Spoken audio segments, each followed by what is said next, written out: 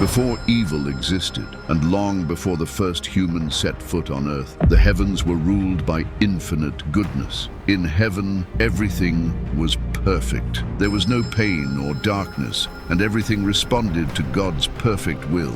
But then God, with his own hands, shaped his most beautiful creation, a being of unmatched beauty, a glorious cherub charged with guarding the throne of God and leading all the armies of light. God gave him unparalleled strength and wisdom that no other angel possessed, and called him Lucifer, the bearer of light. Lucifer was the seal of perfection, the most beautiful, the wisest, the being closest to God and the most like him. His voice was music, and his form was like pure fire. Clothed in precious stones, he walked among the burning coals of God's throne. He was God's masterpiece, the most glorious of all created beings, and all the angels gazed upon him in wonder. But within the most perfect heart, the first shadow was born: pride. Lucifer stopped looking at his creator and began looking at himself. His own beauty blinded him, his power corrupted him, and in the silence of his heart, a terrible thought grew: the desire for God's throne. I will ascend to the heavens. I will raise my throne above the stars of God, and I will make myself like the Most High. And so, the first sin was neither murder nor a lie. It was pride. The most beautiful of angels became the prince of darkness, the source of all the world's evil and suffering. Lucifer became the first traitor, and with him he dragged down a third of the angels, sowing darkness throughout the kingdom of heaven. From then on, he would no longer be called Lucifer. His new name would be Satan. This is the story of how the most glorious angel who ever existed, God's most beautiful creation, became corrupted until he turned into his eternal enemy. Because Lucifer's greatest battle was against himself, against the fire of envy and pride that consumed him from within until it broke him. Before God created Lucifer, heaven was a perfect symphony. The angels, arranged in choirs and ranks, moved in flawless harmony. High above, like living flames, the seraphim sang and worshipped God without ceasing. Their voices were like the thunder of 1,000 waterfalls, and their praise echoed throughout all creation. Below them, the cherubim guarded divine secrets, surrounded by light and mystery, guardians of God's glory. But something was about to change forever. Within this perfect order, God desired to do something extraordinary. As the morning star, he sculpted with his own hands his most beautiful work. With the power of his word and the fire of his spirit, the Creator not only shaped a guardian cherub, he took pleasure in him. He delighted in his beauty and rejoiced in his perfection. Scripture describes it this way: "You were the seal of perfection, full of wisdom and perfect in beauty. You were in Eden, the garden of God.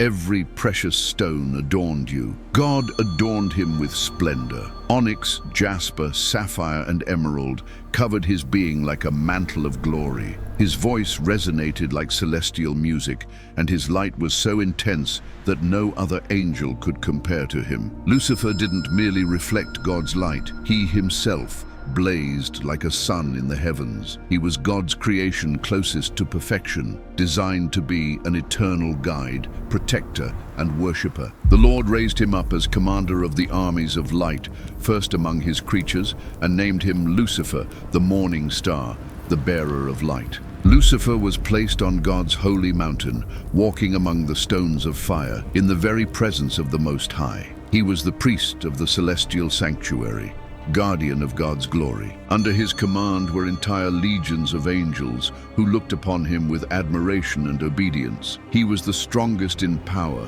the most brilliant in intelligence, the highest in glory. The seraphim and cherubim hung on his every word, and even Michael, the great warrior, admired his wisdom. Lucifer organized the heavenly choirs, directing praises toward the Creator with fervor and passion. But he also spent much of his time in the most sacred place in all the universe, beside God's throne. There, amid the stones of fire, he gazed upon the eternal radiance of the Almighty. It was an incomparable honor, a holy mission. But in that very holy place, something strange began to grow within him. A silent seed started taking root deep in his heart. At first, it was barely a thought, a shadow that seemed to fade amid so much light. But that spark returned, and returned again, until it became a hidden fire. Lucifer began to look at himself. No longer did he see only God's glory, but the greatness of his own beauty, and he marveled at the brilliance of his own light. Every time the legions of angels admired him, he felt power coursing through his being. And in the silence of guarding the throne, he began to wonder, why not me? Why can't I occupy that throne everyone worships? Why surrender when the splendor of perfection dwells within me? At first, it was a barely perceptible spark, a fleeting thought. Lucifer asked himself, what if my light could shine higher? What if my glory didn't always need to serve another? They were small questions, almost invisible, but they grew like poisonous seeds. In the silence of his thoughts, he began to imagine himself on high, seated on the throne, being praised. And each time he fulfilled his duties, that voice inside him grew stronger. But the angels began to sense his change. Lucifer was becoming increasingly distant, enigmatic. His light, once warm, now burned with coldness. Then the archangel Gabriel approached him one day and said, Lucifer, brother, what burden weighs upon your heart? Your light grows restless. Lucifer looked at him and replied, perhaps there are things that even we cannot understand, dear Gabriel. The answer clarified nothing, yet confirmed everything. A chill ran through Gabriel. What could trouble the most perfect of angels? But Lucifer turned his gaze away, avoiding any other word that might reveal the storm growing within him. Day after day, Lucifer began to neglect his duties. Once he had led the songs of heaven, his voice the most beautiful of all, but over time, his voice began to fade. Lucifer showed up only half-heartedly, lifting his gaze with pride and irritation, and the other angels could tell something was wrong. And then Lucifer began to speak quietly with certain angels, posing to them the same question that consumed him. Is not your light magnificent? Why must you serve another and not yourself? God had given everyone free will, the most precious and dangerous gift of all. It meant they could make their own choices, deciding between good and evil. But as Lucifer wrestled with his light and shadow, the angels around him began to sense something strange, the tension of his choice. Some, dazzled by his greatness, started listening closely to his words and began following him without saying it aloud, as if his light was guiding them toward a new path. One day, a cherub approached him and asked, Lucifer, does singing no longer bring you joy? And Lucifer, with a cold smile, replied, perhaps I've found other horizons, my friend. Perhaps there's something beyond what we've known. But despite his new behavior, Lucifer was still the leader, and many angels listened to his words with devotion. The angels weren't innocent souls. They were wise, strong, and pure. Yet Lucifer drew them in. And he didn't do it with lies or empty promises. Lucifer spoke with power, with conviction, and with a vision so compelling that many followed him and began to believe what he said. Lucifer didn't present himself as an enemy, but as a brilliant leader, as someone worthy of being followed. And we must not forget, Lucifer was God's greatest creation. His beauty, his voice, his intelligence, everything came from God. But instead of using those gifts to serve, he began to think he deserved to be worshipped. That's when the great rift in heaven began. One day, God called Lucifer to speak privately and said to him with love and patience, Lucifer, my son, the seal of perfection, I sense your thoughts are drifting away from me. Ideas are beginning to grow in your heart that separate you from the eternal. But Lucifer looked at the Creator and replied, Father, didn't you create me to understand and explore? There's nothing I desire more than to comprehend the depth of your work. Is that wrong? The Lord's sadness ran deep, but he held back. His heart, vast and patient, understood the fragility of the freedom he himself had given.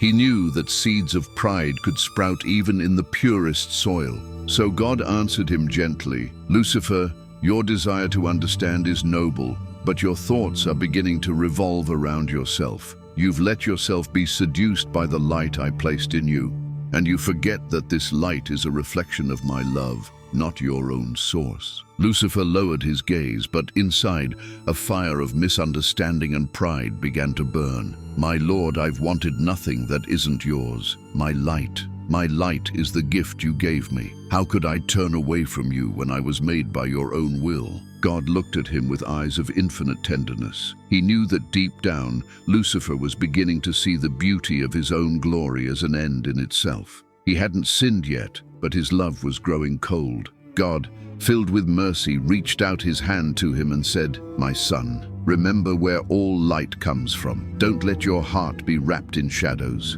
If you turn to me, your splendor will grow in truth, and together we will be even greater than any solitary thought." But Lucifer, instead of feeling peace, felt a sting in his pride. It was a discomfort he could barely understand, but there it was. Didn't God trust his ability to remain faithful? Why so many warnings? He withdrew with a bow, but inside him an invisible distance was growing. As the days passed, his desire to understand and explore continued to consume his attention. He no longer paused to contemplate God with the same devotion. The angels continued worshiping him, and his voice still led the choirs.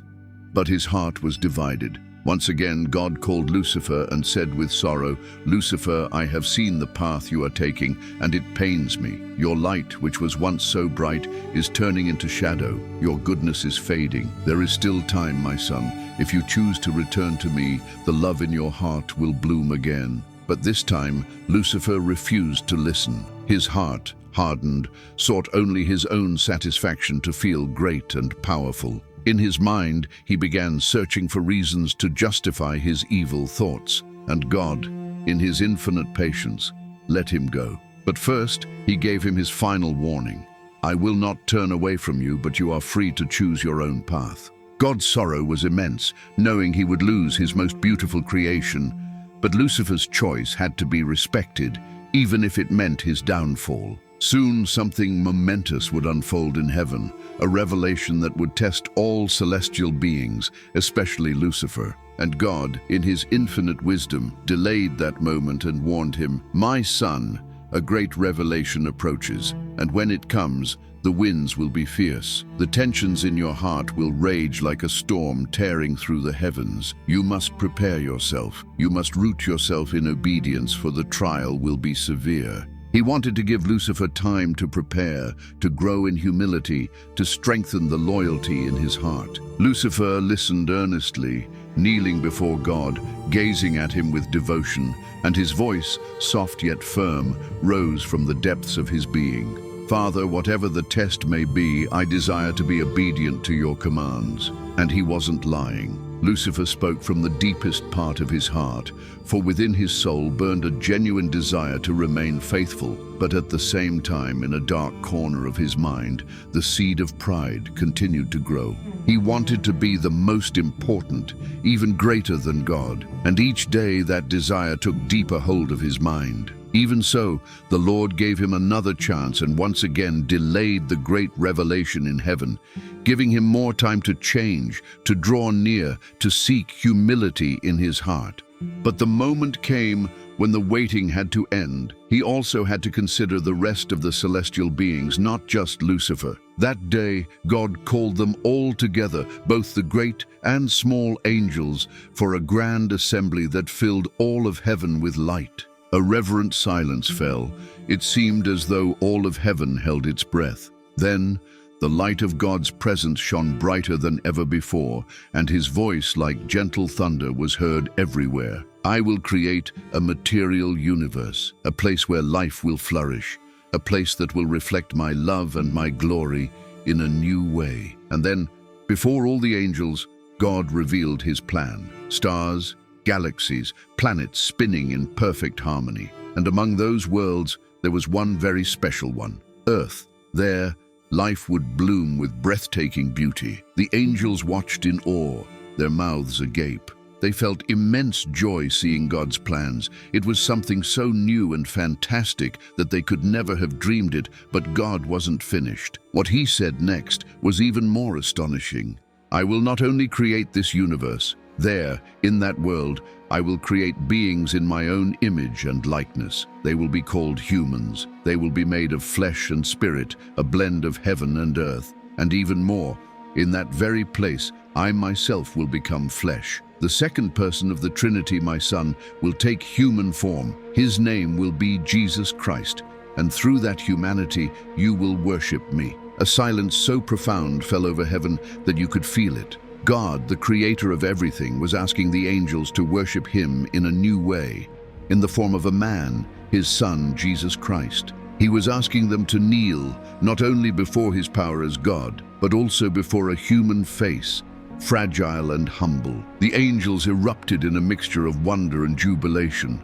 To witness how the light would become flesh was an act so marvelous, so sublime, that many couldn't contain their joy. God's plan was an act of love so incredible and wonderful that many angels began praising God, feeling blessed to witness such a thing. But that wasn't all. God also revealed what would happen in the future, that humanity, despite being created by him, would stray and become corrupted, and God himself, in Jesus Christ, would sacrifice himself for them, dying crucified out of love. At this, everyone reacted with amazement.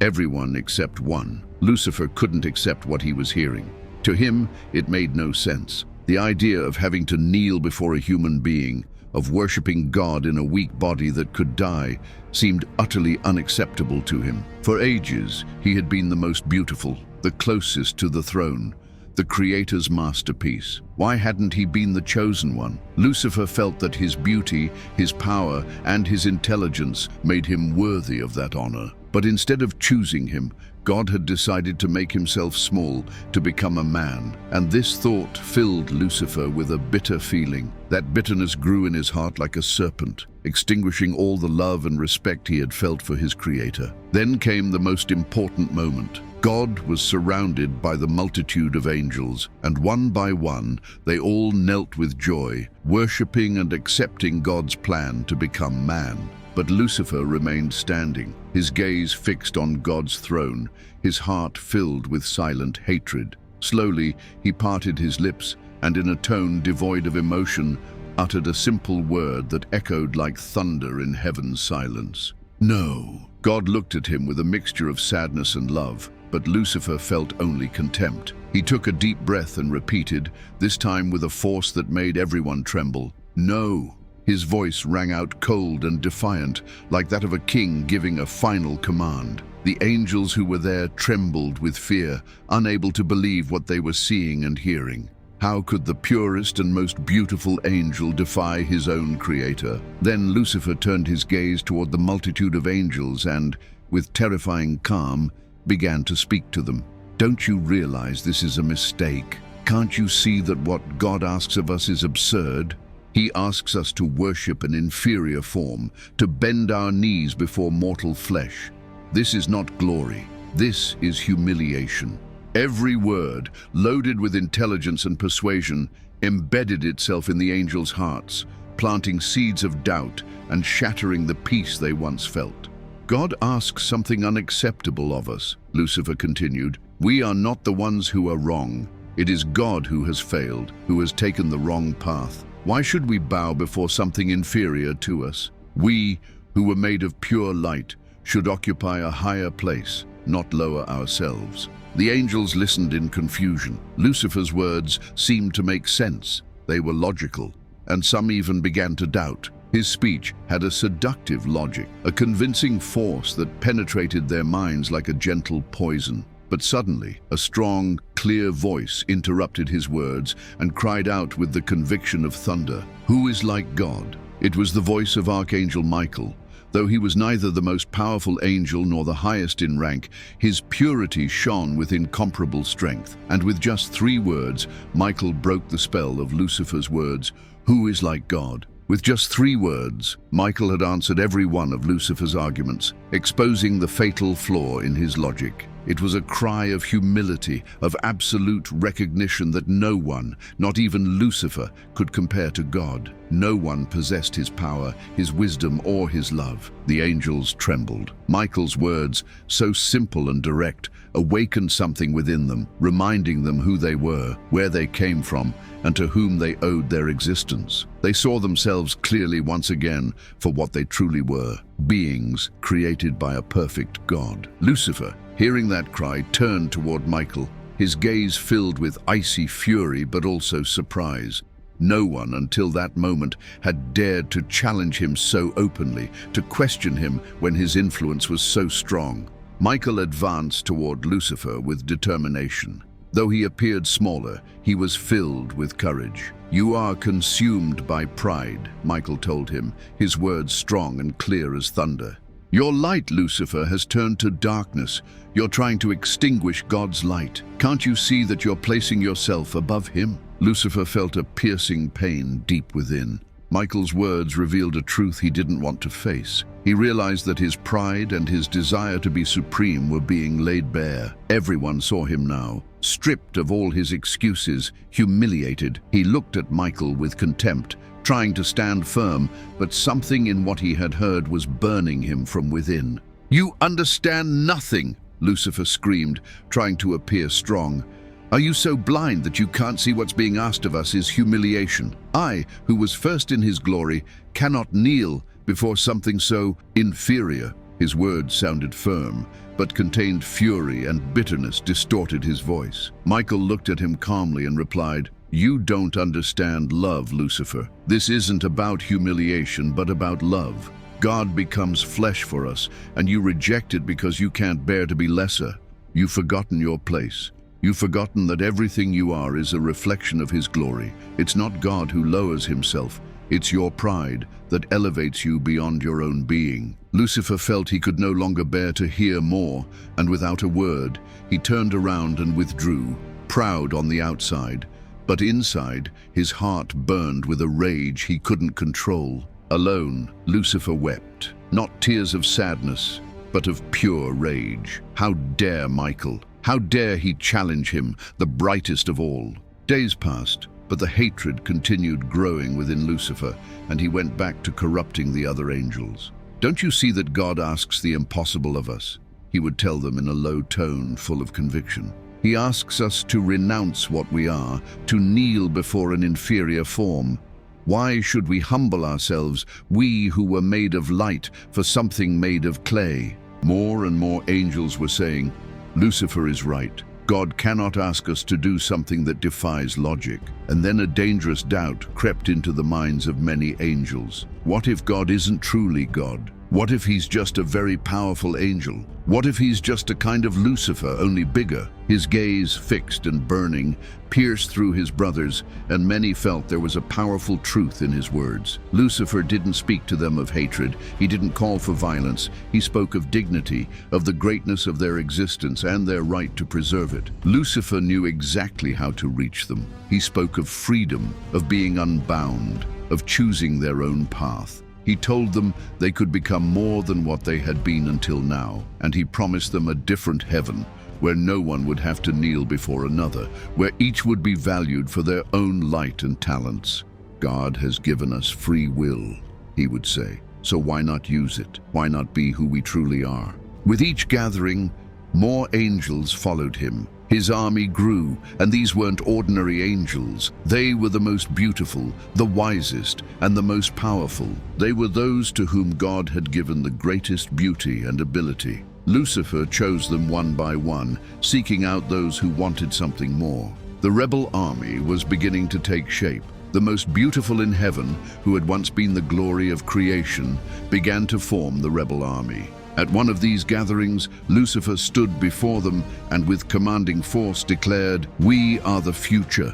We are the light that refuses to bow down.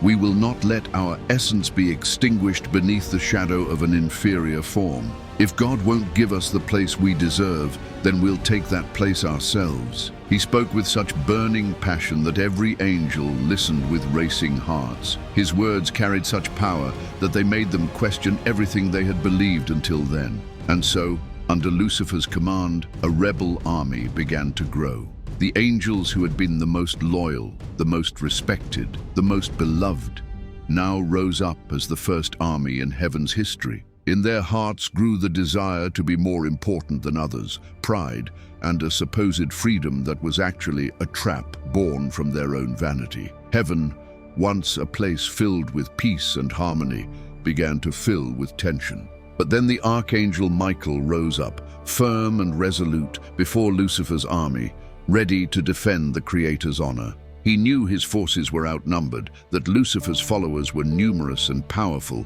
but he didn't hesitate. On one side stood the rebel army, led by Lucifer. Facing them, the angels faithful to God, led by Michael. And then the battle erupted with a fury that shook the very foundations of heaven. And so it was that history's first battle wasn't between nations or human kingdoms. It was between brothers, the war between good and evil, between light and darkness. The armies collided like waves of fire and thunder. Every blow, every clash of light-forged swords created flashes that lit up the heavens like shooting stars in a powerful, violent dance. Lucifer, with his golden radiance, fought with relentless fury. His angels, the mightiest and most determined of all, battled at his side with equal intensity, facing God's angels, who, though not as powerful, felt protected by the Creator's presence with them, and that gave them a strength beyond any other force. With every strike, with every clash between angels, heaven trembled, and the entire universe seemed to hold its breath, waiting for the outcome of a war that would change everything. Then Michael stepped forward, his eyes fixed on Lucifer, and spoke without fear. "It's your pride, Lucifer, that has blinded you. And it's not my light that will stop you, Lucifer. It's the will of God, the light of truth, justice and order that you cannot corrupt. This war is over." Suddenly, a radiance so brilliant it seemed to pierce through all of heaven burst forth on the horizon, an intense light that eclipsed all others, leaving every angel, both rebel and loyal, stunned. The battlefield froze for a moment, as if the very fabric of the universe had been suspended in air.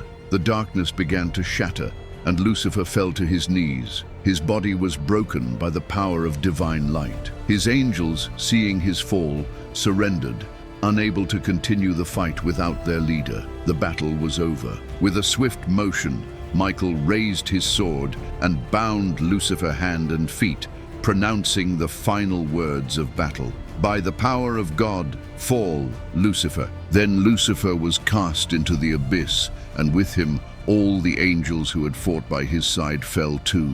That day, a third of all heaven's angels were thrown into darkness. The angels who had been the most beautiful, the most powerful, fell like banished meteors, cast into the underworld, a place of chaos and shadow, a kind of eternal exile where God's glory could neither be seen nor felt. Suddenly, heaven fell silent, a profound silence heavy with the sorrow of an irreparable loss.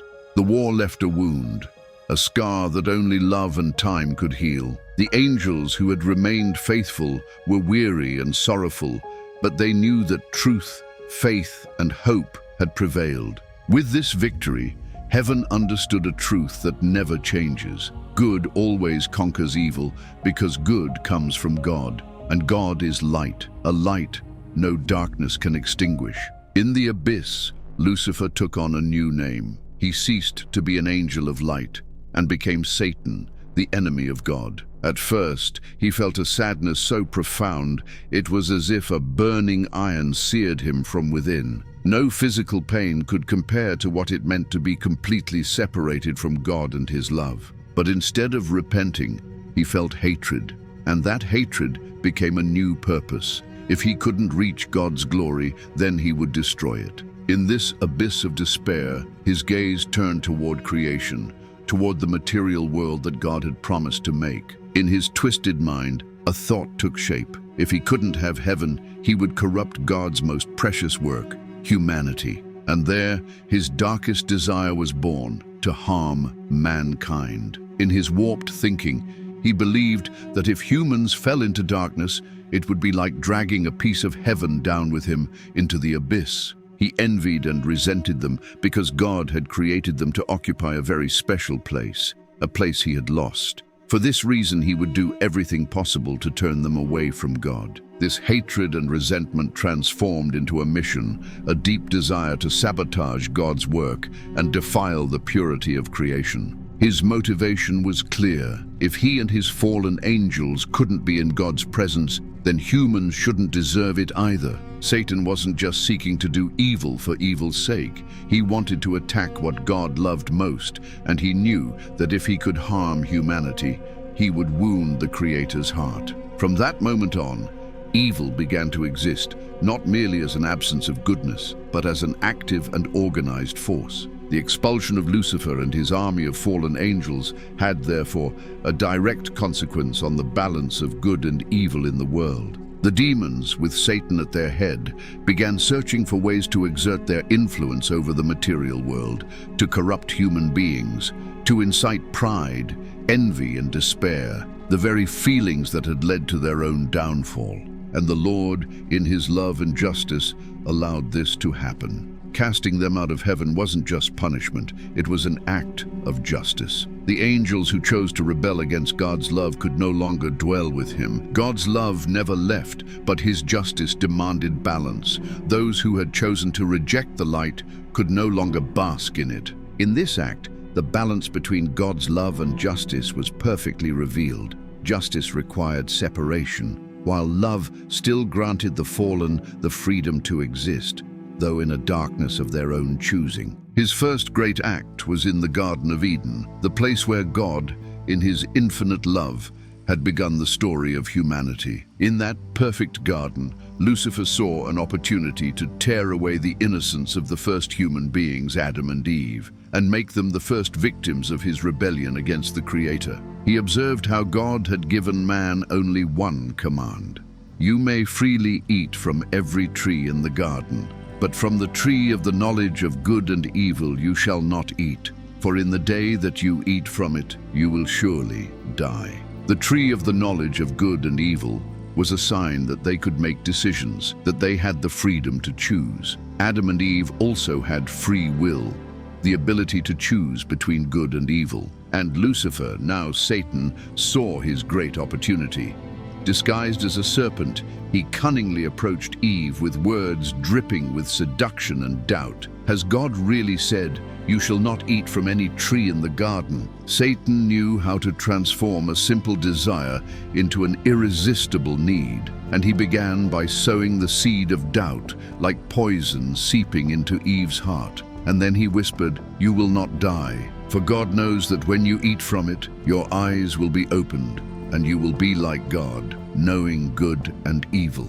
This was the promise that sealed humanity's fate. Adam and Eve, tempted by the possibility of becoming something more, of reaching divinity without obeying their Creator, fell, and with them, the world plunged into the shadow of sin. With a single temptation, Satan achieved what he had planned from the abyss: to separate creation from its Creator, to bring the heavenly conflict into the human heart. And he did it with the same desire that consumed him, to be like God. Free will is God's most precious gift, the ability he gives us to make our own choices. We can choose to love and obey him, or we can choose not to.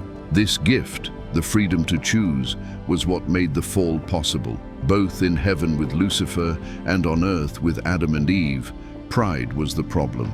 But Satan didn't stop there. He witnessed the birth of Jesus Christ, and his hatred grew like never before. He remembered that he hadn't been the one chosen by God, but rather this human child, fragile and imperfect. He watched and waited until Jesus was at his weakest moment to corrupt him. One day, he saw Jesus being baptized, and the Spirit led him into the wilderness, where he spent 40 days and 40 nights without food or water, fasting to draw closer to God. When Jesus had reached the very edge of his strength, Satan suddenly appeared before him. Jesus looked at him with an exhausted body, but an unshakable spirit. Satan's first attack was direct. "If you are the Son of God, command these stones to become bread." Jesus felt a deep hunger gnawing at his stomach. The pain was real, and he could do it. One word from him, and the stones would turn into bread.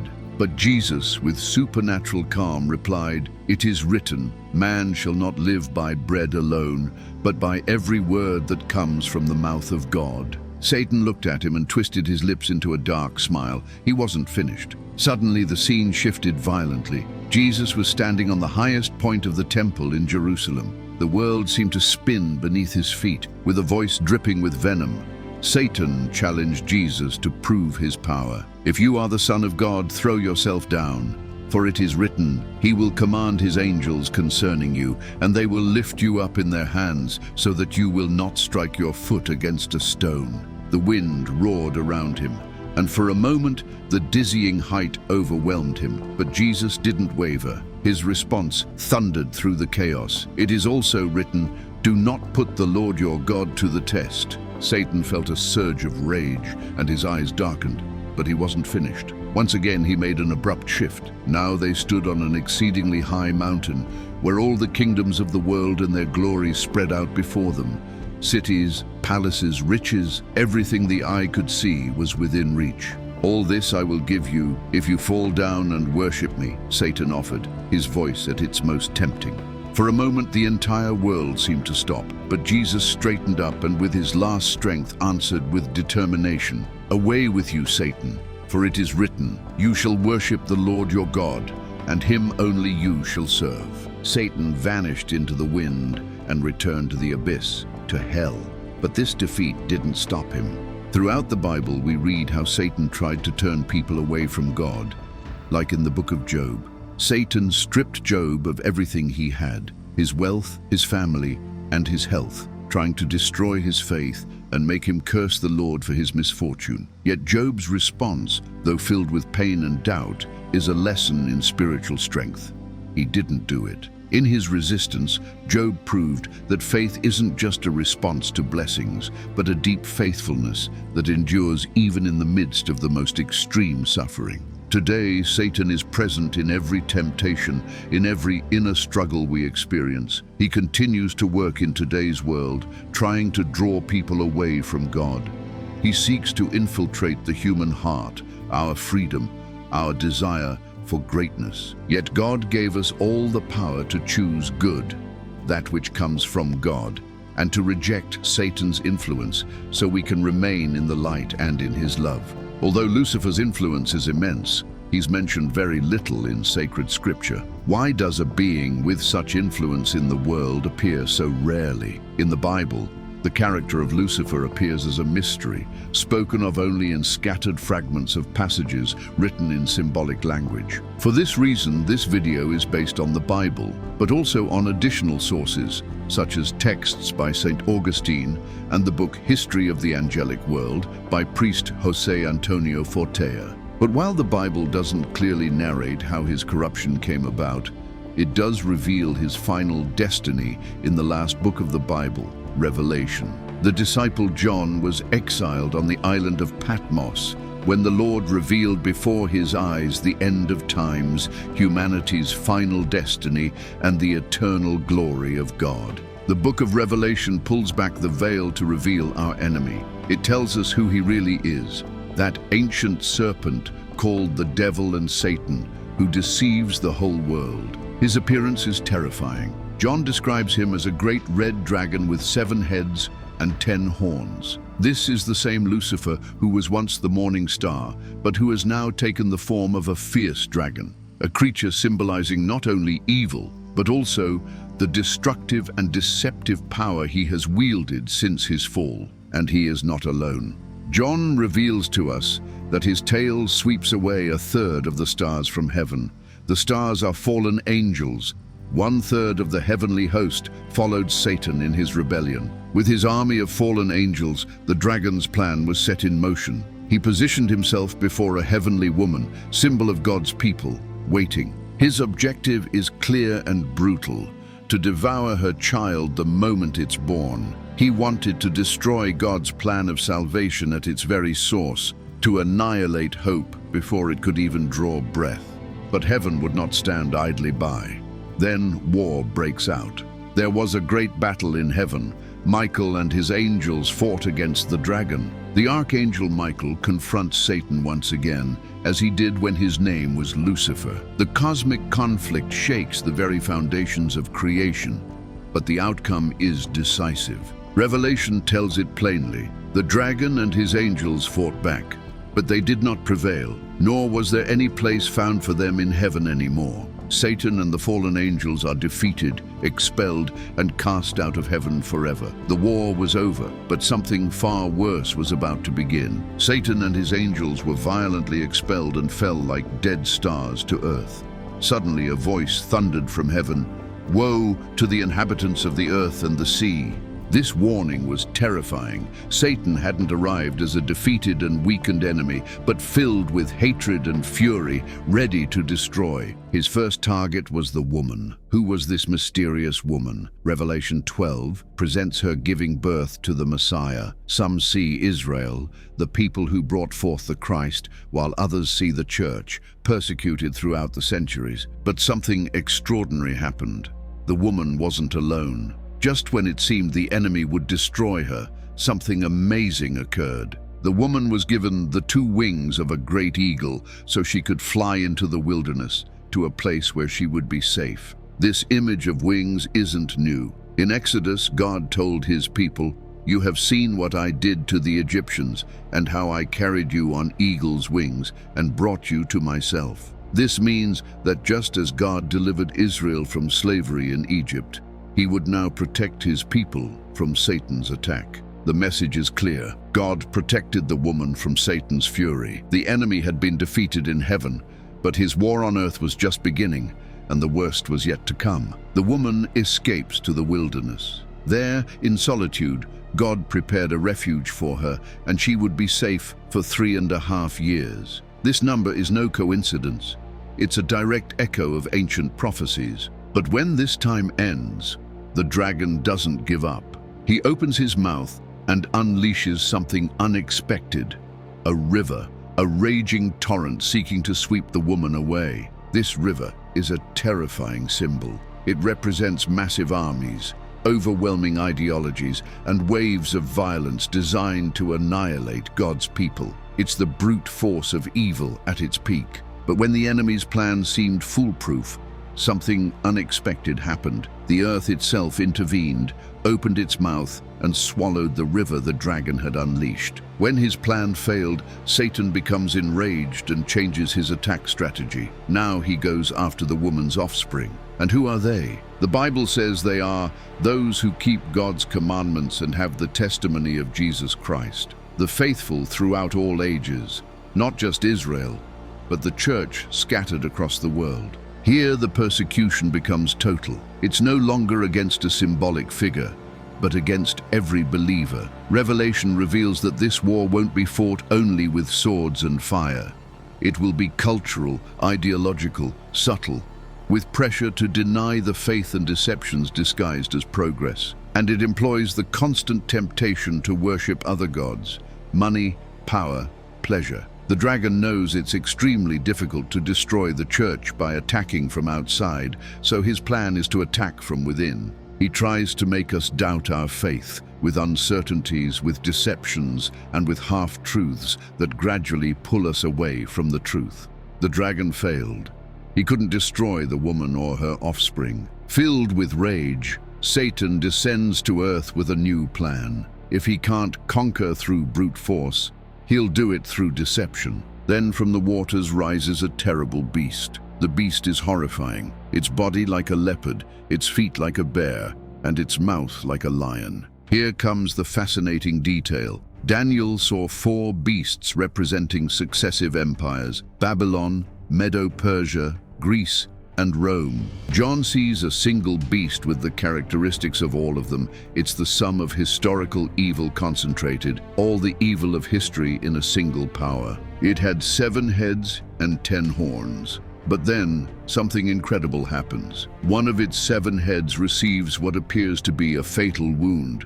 The great world government staggers, seeming to have been defeated. The entire world holds its breath, thinking evil has finally lost. Yet the deadly wound heals. The whole world was amazed. This great power, which seemed destroyed, came back to life.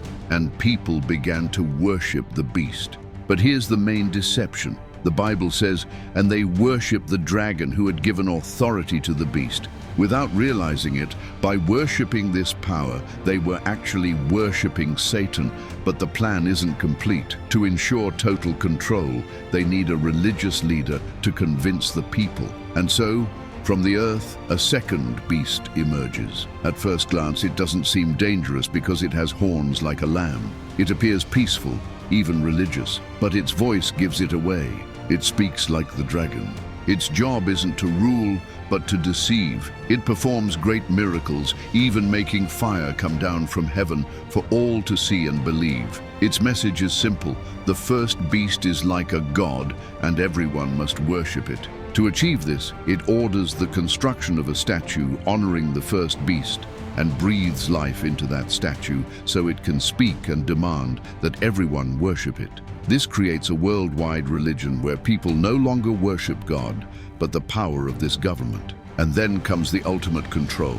He forced everyone to receive a mark on their right hand or on their forehead. This is the infamous mark of the beast, the number 666. This mark isn't just a symbol, it's the key to surviving in that society. Without the mark, no one can buy or sell anything. This is the moment of final decision, the choice everyone will have to make. Either you serve the dragon's system or you remain faithful to God, no matter the cost. People become slaves to the system in everything: their money, their government, and their faith. Satan lost the battle against the woman, but he found another way to fight, deceiving the entire world using a powerful government and a false religion. His ancient plan finally works, and he receives worship from the whole world. But in his final strategy, he wouldn't use brute force. He'd use the whisper of lies. From the mouths of the dragon, the beast, and the false prophet emerged three unclean spirits, and these spirits united what seemed impossible, gathering the kings of the earth and all their armies for a cause that would unite them all: the final war against God. This movement didn't present itself as open rebellion. Deception was its primary weapon. It disguised itself as ideologies promising a better world, as false religions offering peace, as political speeches calling for global unity essential for survival. It was the perfect trap, designed to make humanity walk willingly toward its own destruction. And all this massive deception was leading the nations toward a specific geographical and prophetic point, a place whose name has echoed throughout history: Armageddon. What exactly is Armageddon? The name means Mount of Megiddo. Historically, the Valley of Megiddo was a real battlefield for crucial battles in Israel. Kings like Josiah died there, and powerful armies clashed on its plains. In Revelation, this historical place becomes the symbol of the final and ultimate battle between the forces of good and evil. Thus, Satan manipulated world leaders, whispering in their ears that they were fighting for their own freedom, for their power, or for their people's security. Each nation believed it was following its own agenda, but in reality they were all puppets in the grand theater of the final rebellion. The deception works, and the nations of the world were finally united, not under the banner of Christ and his peace, but under the seductive and deadly influence of the dragon. The time of deception has ended. For millennia, Lucifer's shadow has spread across the earth, but everything is about to change. Suddenly, the sky splits in two. The heavens tear open, and the faithful and true rider appears, mounted on a white horse, a symbol of pure and absolute victory. This is not the humble lamb who went to slaughter. This is Christ, returning as King of Kings and Lord of Lords. Upon his head, he wears not one crown, but many diadems, one for every kingdom, every power, and every authority that now belongs to him, and his robe is stained with red. And he doesn't come alone. Behind him, like an infinite ocean of light, the heavenly armies advance. Saints and angels, countless in number, dressed in fine linen, white and radiant, also mounted on white horses. Creation holds its breath. The confrontation is imminent. The forces of the dragon, the beast, and the false prophet prepare for war. Then from Christ's mouth emerges a sharp sword. His word is the ultimate weapon, so powerful that with it he will strike down the nations. The decisive moment arrives. The final battle begins. But there's no clash of swords, no prolonged combat. The power of evil, which seemed invincible, crumbles to dust. The beast and the false prophet are captured instantly. There is no trial.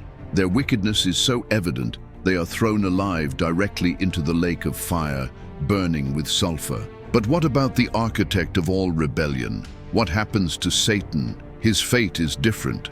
A mighty angel descends from heaven, carrying the key to the abyss in one hand and a great chain in the other. The angel seizes him, binds him with the chain, and hurls him into the abyss. Then he seals the entrance so he can no longer deceive the nations until the 1,000 years are complete. With the great deceiver in chains, a new chapter begins for humanity, the millennial kingdom. For 1,000 years, Christ will reign on earth alongside his saints. It will be a time of peace and justice like never seen before. Nature will be restored, the lion will graze with the lamb, and the earth will be filled with the knowledge of God as waters cover the sea. Meanwhile, in the depths below, Satan remains in forced silence, bound, powerless, unable to whisper a single lie. This millennium of peace is not the end of the story, but irrefutable proof of what a world governed by its creator looks like, a glorious preview of the eternal victory yet to come. But when the 1,000 years are complete, Satan is released. This release is not an escape, it's divine permission. As it is written, it's for a short time. The final act in God's plan, one last test for the nations. Satan wastes no time and immediately sets out to fulfill his only mission, to lie and destroy. He goes to the nations in the four corners of the earth, known as Gog and Magog. These names are not new. The prophet Ezekiel had spoken of them centuries before, describing them as the final enemies who would rise against God's people. They symbolize all those who, despite having lived under Christ's reign, willingly choose rebellion. Satan whispers promises of power and freedom in their ears, and they listen. Before long, they form an army as vast as the sand of the sea and advance toward their target, the camp of the saints and the beloved city. The scene is dramatic. God's children, peaceful and faithful, suddenly find themselves surrounded by a furious and seemingly invincible multitude. The tension reaches its peak, but the great battle everyone expects never happens. Just as the rebel army prepares for the final assault, the answer comes from above. Fire descends from heaven. It is God's direct judgment. The fire completely devours the armies of Gog and Magog, and in a single instant, history's greatest rebellion turns to ashes. God's power is absolute, his victory instantaneous. Satan's final rebellion wasn't a war, it was a final demonstration, a clear message to all creation. Before the Creator, any opposition is simply smoke. Satan is seized and thrown into the lake of fire and sulfur. His sentence is solemn and final, as it is written, "And the devil who deceived them was thrown into the lake of fire and sulfur, where the beast and the false prophet were." There, his two great allies from the final battle of Armageddon await him, the beast and the false prophet. The fate of the lake of fire is eternal and irreversible. From here there is no escape, no appeal, no return. The Bible describes it with a blood-chilling phrase that seals the end of all evil. "And they will be tormented day and night forever and ever." This isn't just about punishment, but the absolute and perpetual neutralization of evil. The fire here symbolizes a final purge, a place where everything that opposes God is undone forever. With this act, the great adversary's story reaches its inevitable conclusion. His tragic journey is sealed. First, he was the accuser in heaven, and he was cast out. Then he was the persecutor on earth, and he was defeated. Next, he was the deceiver of nations, and he was thwarted. And finally, as the prince of this world, he is condemned for eternity. And God's kingdom is established in eternal glory. The victory is complete, total, and definitive. And so the one who was once the bearer of light ended up becoming the darkest shadow in the universe. Lucifer, the angel who walked among the stones of fire, who gazed upon the face of the Most High, was reduced to eternal ashes in the lake of fire. His story is not just the tragedy of an angel who wanted to be like God. It is a warning, an eternal reminder that no one can equal God and that his love is invincible, unbreakable, and absolute. And so Lucifer's story will end where it all began, in the kingdom of heaven, where goodness reigns without pain or darkness, and where everything responds to the perfect will of God.